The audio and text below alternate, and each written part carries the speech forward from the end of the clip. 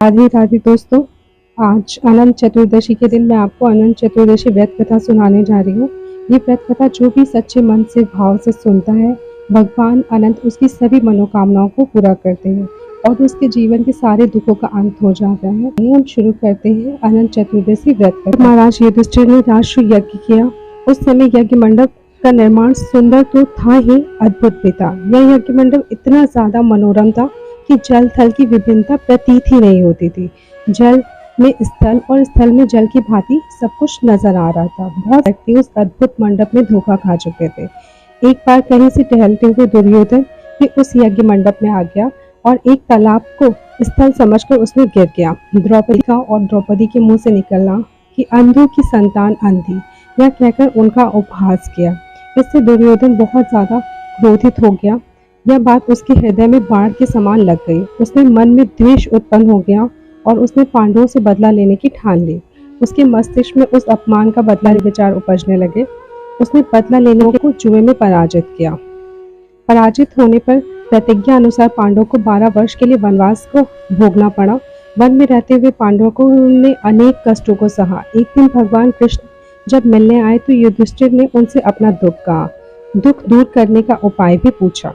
तब भगवान श्री कृष्ण ने युधिष्ठिर को बताया कि तुम विधि पूर्वक अनंत भगवान का व्रत रखो, इससे तुम्हारे सारे कष्ट दूर हो जाएंगे और तुम्हारा खोया राज्य तुम्हें वापस प्राप्त हो जाएगा।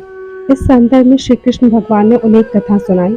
इसी कथा को हम अनंत चतुर्दशी की कथा के रूप में स्मरण करते हैं। प्राचीन काल में सुमंत नामक एक नेक तपस्वी ब्राह्मण था। उसकी पत्नी का नाम दीक्षा था। उनकी एक परम सुंदरी, परम धर्म परायण कन्या थी जिसका नाम सुशीला था। सुशीला जब बड़ी हुई तो उसकी माता दीक्षा की मृत्यु हो गई। पत्नी के मरने के बाद सुमंत ने कर्कशा नामक स्त्री से दूसरा विवाह कर लिया। सुशीला का विवाह ब्राह्मण सुमंत ने कौंडिन्य ऋषि के साथ कर दिया। विदाई में कुछ देने के बाद पे माँ कर्कशा ने दामाद को कुछ ईंटें और पत्थर के टुकड़े बांधकर दे दिए। कौंडिन्य ऋषि दुखी होकर अपनी पत्नी को साथ लेकर आश्रम की ओर चल दिए, परंतु रास्ते में उन्हें एक नदी के किनारे संध्या को रुकना पड़ा। सुशीला ने देखा कि वहां पे बहुत सी स्त्रियां सुंदर वस्त्र धारण कर किसी देवता की पूजा कर रही थी। सुशीला के पूछने पर उन्होंने विधि पूर्वक अनंत व्रत की महत्ता सुशीला को बताई और सुशीला ने भी उस व्रत का अनुष्ठान किया। 14 गांठों वाला डोरा हाथ में बांधकर ऋषि कौंडिन्य के पास आ गई सुशीला। कौंडिन्य ने सुशीला से डोरे के बारे में पूछा तो उसने सारी बात उन्हें बता दी। उन्होंने डोरे को तोड़कर अग्नि में डाल दिया। इससे भगवान अनंत जी का अपमान हुआ।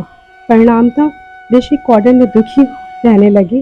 उनकी सारी संपत्ति नष्ट हो गई। इस दरिद्रता का उन्होंने अपनी पत्नी से कारण पूछा तो सुशीला ने अनंत भगवान का डोरा जलाने की बात कही। तत्पश्चात कौंडिन्य ऋषि को बहुत ही पश्चाताप हुआ और डोरे की प्राप्ति के लिए वन में चले गए।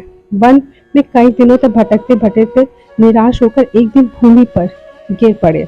तब अनंत भगवान प्रकट हुए और बोले, हे कौंडिन्य, तुमने मेरा तिरस्कार किया था, उसी से तुम्हें इतना ज्यादा कष्ट भोगना पड़ा। तुम दुखी हुए। अब तुमने पश्चाताप किया है, मैं तुमसे प्रसन्न हूँ। अब तुम जाकर विधि पूर्वक अनंत व्रत करो। 14 वर्ष पर्यंत व्रत करने से तुम्हारा दुख दूर हो जाएगा। तुम धन धान से संपन्न हो जाओगे।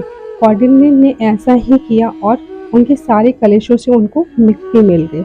श्री कृष्ण की आज्ञा से युधिष्ठिर ने भी अनंत भगवान का व्रत किया, जिसके प्रभाव से पांडव महाभारत के युद्ध में विजयी हुए और चिरकाल तक राज करते रहे। बोले अनंत भगवान की जय। बोले राधा कृष्ण भगवान की जय।